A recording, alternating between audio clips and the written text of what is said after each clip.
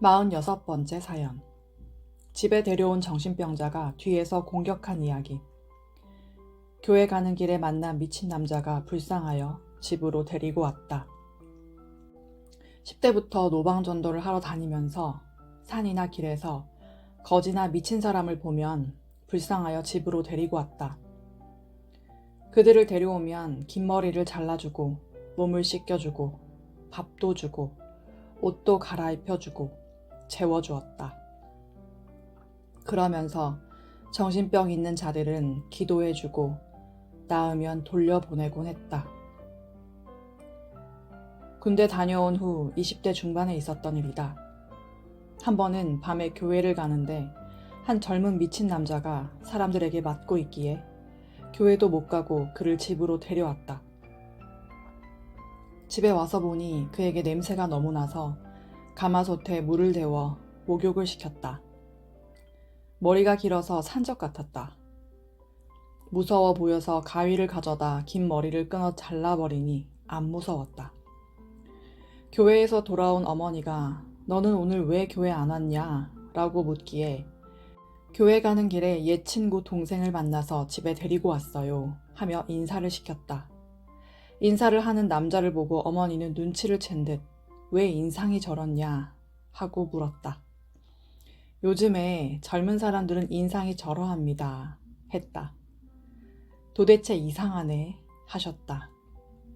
그 사람이 어머니를 보고 인상을 썼기 때문이다.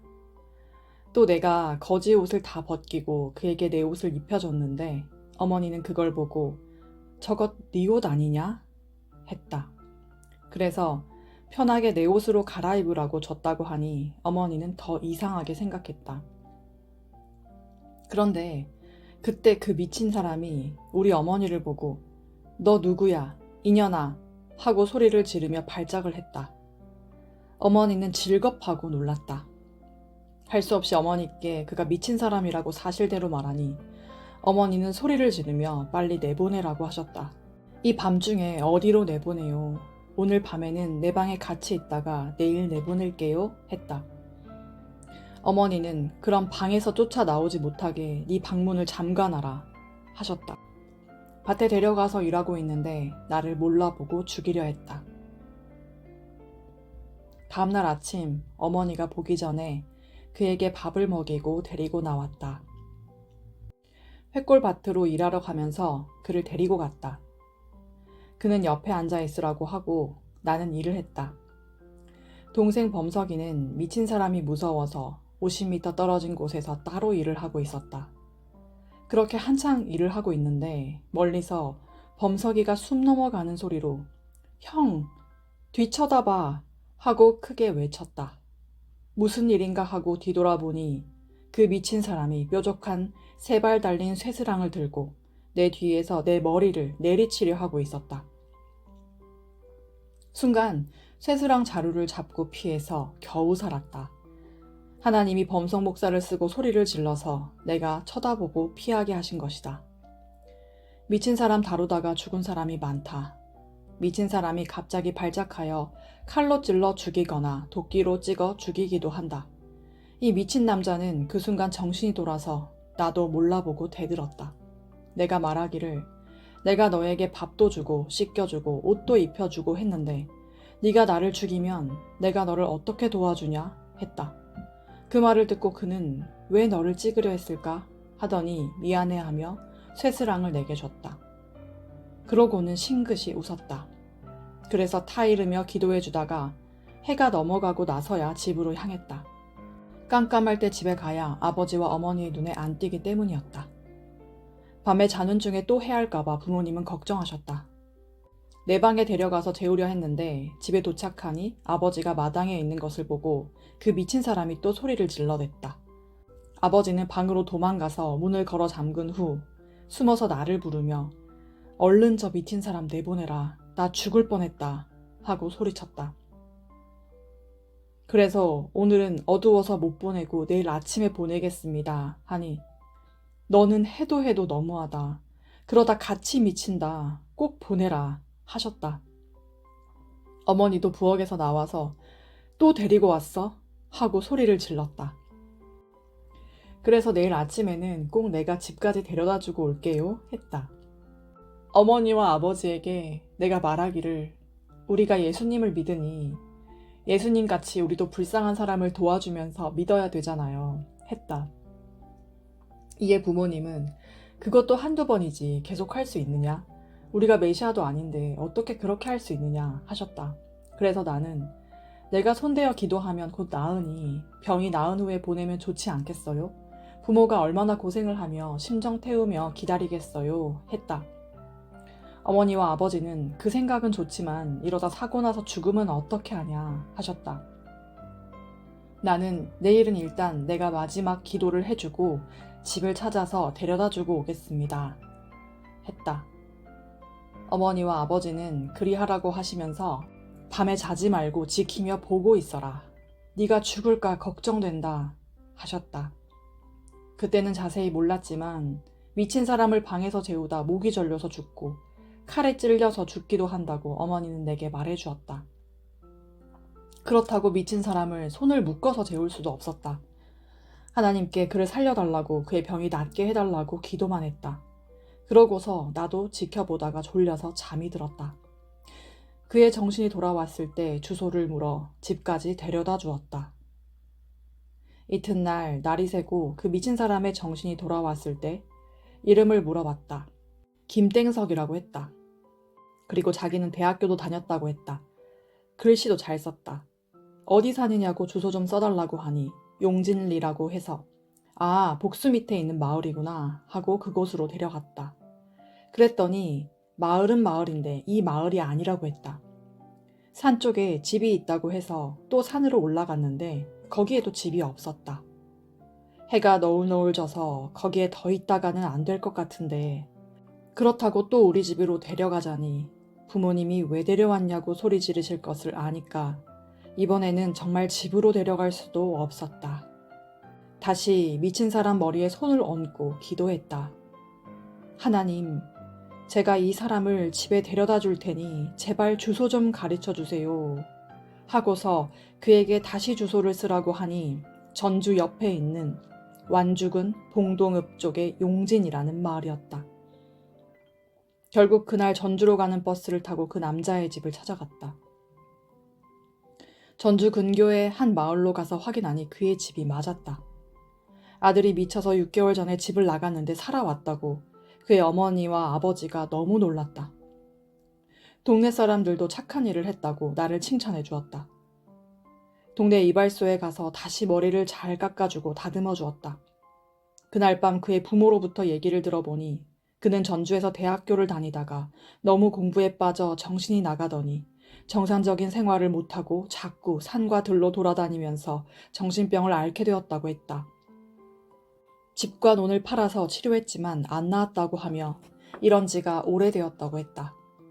나는 그를 집에 데려다주고 기도해주니 안심이 되었다. 그리고 그 고향의 교회로 연결시켜 목사님께 부탁했더니 목사님은 그를 잘 알고 있다며 앞으로 계속 기도해주겠다고 했다. 다음 날이 되니 그 청년의 정신이 많이 돌아와서 웃어가며 재미있게 이야기를 했다. 그리고 자기가 이 은혜를 어떻게 갚겠냐고 하며 새벽에 나가더니만 길에서 반지 하나를 주워왔다.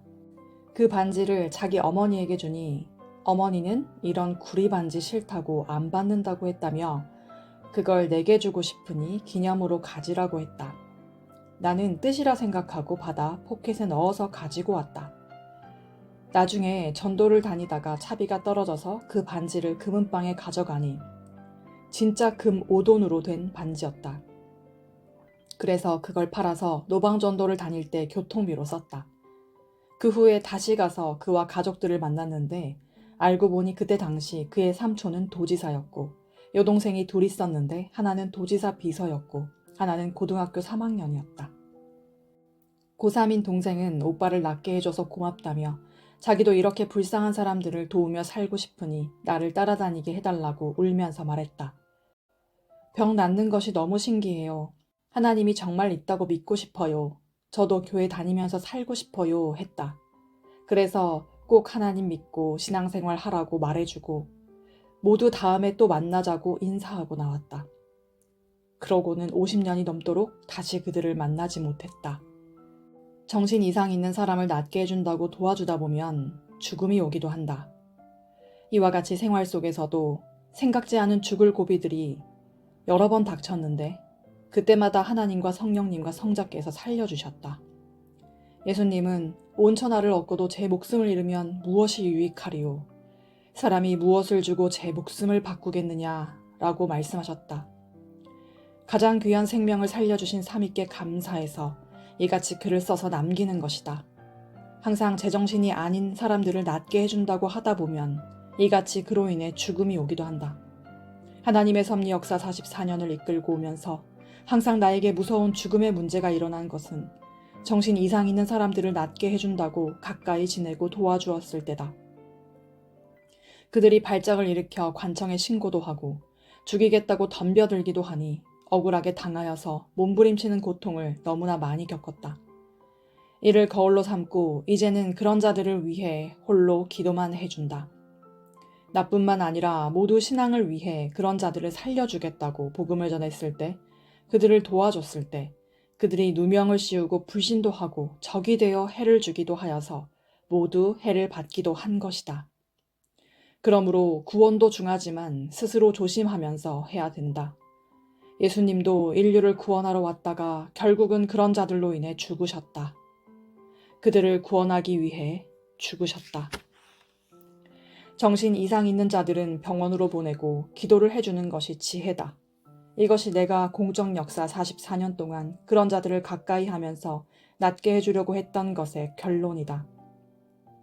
항상 정신병자를 대하다 문제가 생기고 고통을 많이 받았기 때문이다. 마귀가 그들에게 역사하고 정신 나가 죽은 자들의 영이 그들을 지배한다. 이를 깨닫고 스스로 조심해서 잘 다뤄야 한다. 정신적으로 이상이 있는 자들을 도와주다 보면 별 오해도 다 받게 된다.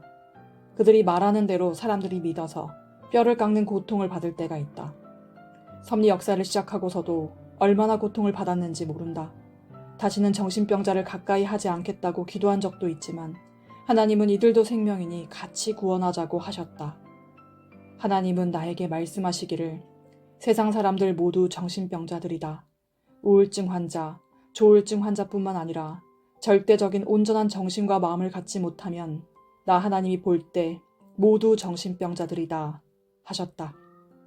그러므로 별 이상이 없다는 자들도 순간 생각이 잘못되어 행하면 무섭게 행한다. 정신병자 같다. 이를 깨닫고 모두 스스로 조심하며 행해야 한다. 기도해 주어 하나님이 낫게 해주시도록 하면서 조심히 대하여라. 성격이 무서운 정신병자, 혈기 내면서 일 저지르고 살인도 하는 정신병자, 그리고 각종 이상한 정신에서 발생하는 무서운 성격을 가진 사람들이다. 모두 하나님이 보실 때 정신병자들이다. 자기 자신도 이와 같은 데서 벗어나 완전하게 되도록 기도하고 구해주신 하나님, 성령님, 성자주께 감사하여라.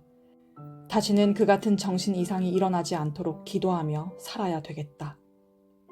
주의 평강을 빈다.